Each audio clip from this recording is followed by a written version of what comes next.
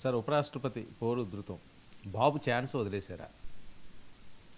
ఉపరాష్ట్రపతి ఎన్నిక ఉమ్, జరుగుతుంది. దీనికి ఈరోజేమో ఆయన సిపి రాధాకృష్ణన్ వేశారు ఎన్డీఏ తరఫున. రేపు లాస్ట్, రేపు జస్టిస్ సుదర్శన్ రెడ్డి వేస్తున్నారు.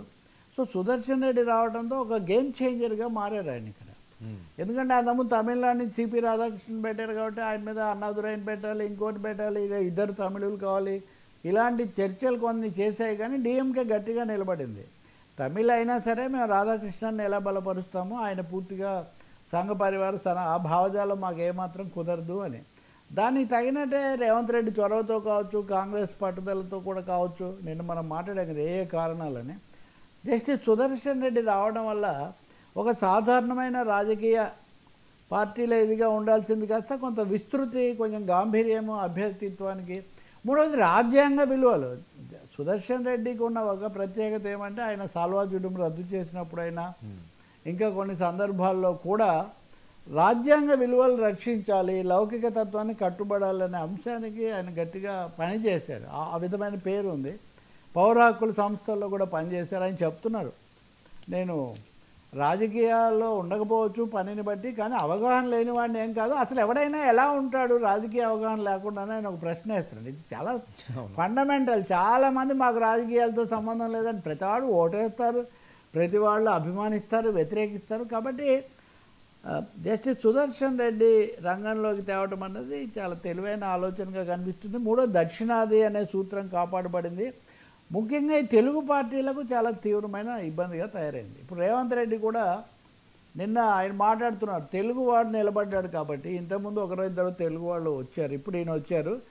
చంద్రబాబు నాయుడు, జగన్మోహన్ రెడ్డి, కేసీఆర్ అందరూ బలపరచాలి. తెలుగు రాష్ట్ర ఉపరాష్ట్రపతిని మనం బలపరిచి ఆయన గెలిపించుకోవాలి. నేను పార్టీలకు అతీతంగా విజ్ఞప్తి చేస్తున్నాను. పివి నరసింహారావును ఎన్టీ రామారావు ఏ విధంగా తెలుగువాడని చెప్పి బలపరిచాడో అలాగే ఈయన బలపరచాలి అని. ఇందులో ప్రత్యేకమైన ఇబ్బంది లేదా ఇరకాటం బీఆర్ఎస్కు.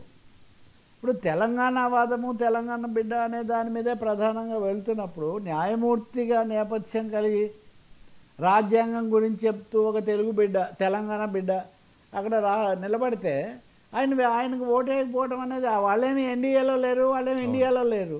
మరి అటువంటిప్పుడు తెలంగాణ తరఫున చేయాలంటే రేవంత్ రెడ్డి చేసినటువంటి ఒక దీన్ని వస్తాయి. కాబట్టి రాజకీయంగా రాజ్యాంగ విలువల పోరాటం ఈ నేపథ్యంలో కూడా సుదర్శన్ రెడ్డి ఎంపిక ఆయన గేమ్ చేంజర్ లాగా మారినట్టుగా కనిపిస్తుంది. ఆయన కూడా మోదీ ఏ విధంగా అయితే అందరినీ ఓటేయమని అడుగుతున్నాడో నేను కూడా అడుగుతున్నాను. పార్లమెంట్ సభ్యులు అందరినీ కూడా ఆలోచించుకొని నాకు ఓటేయండి, అర్హుడిని భావిస్తానని ఆయన అంటున్నాడు. కాబట్టి ఈ ఎన్నిక ఏదో మొక్కుబడిగా జరుగుతుంది అన్నది కాదు. మొక్కుబడి అంటే దాదాపు సగానికి పైన వాళ్ళకు 370-80 మధ్యలో ఓట్లు వస్తే గెలుస్తారు. కానీ వాళ్ళకు 422 ఉన్నాయి. వీళ్ళందరూ ఓట్లు వేస్తే కనుక జగన్ కూడా వేస్తున్నారు. కాబట్టి గెలవచ్చు. కానీ ఇదిగో ఇటువంటివి కనుక పనిచేస్తే ఇప్పుడు ఇది కూడా అట్లాంటిదే. ఇక్కడ చంద్రబాబు నాయుడు అంశం ఏంటండి?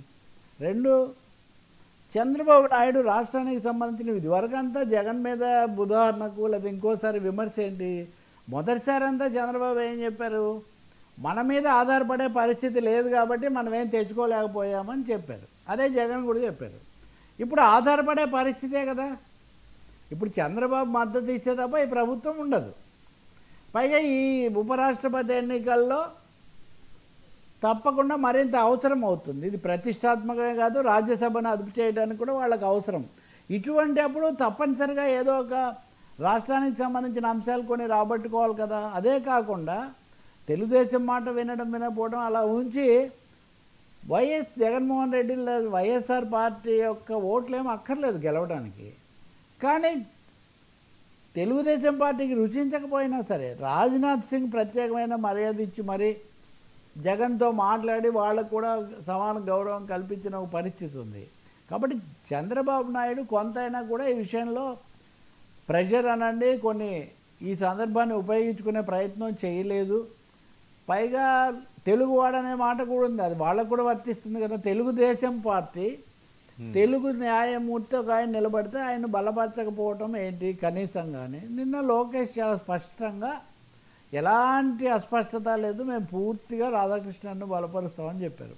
కొంతమంది దీన్ని తెలుగు వర్సెస్ తమిళ తంబి వర్సెస్ తెలుగు పెద్ద అన్న పద్ధతిలో ప్రొజెక్ట్ చేస్తున్నారు. కానీ అలా కాదు, ఇది బీజేపీ లేదా మత రాజకీయాలు వర్సెస్ లౌకిక రాజకీయాలు లేదా రాజ్యాంగ విలువలు అన్న పద్ధతిలో ఇది ముందుకు వస్తుంది. ఈ సమయంలో తెలుగుదేశం పార్టీ కేవలం మోదీని బలపరిచే పాత్రకే పరిమితమైంది. జగన్మోహన్ రెడ్డి కూడా తన పార్టీని ఏదో ప్రత్యేకత నిలబెట్టుకోవటం కాకుండా తను కూడా దాంట్లోనే బ్యాండ్ వ్యాగన్లో చేరిపోయాడు అన్నది రాజకీయ వర్గాలు ఈ సమయంలో చెప్తున్న మాట. అదే కొంచెం ఆశ్చర్యకరమైన అంశం. సార్, ఐపీఎస్ల తీర్పై సుప్రీం ఫైర్ క్షమాపణలు.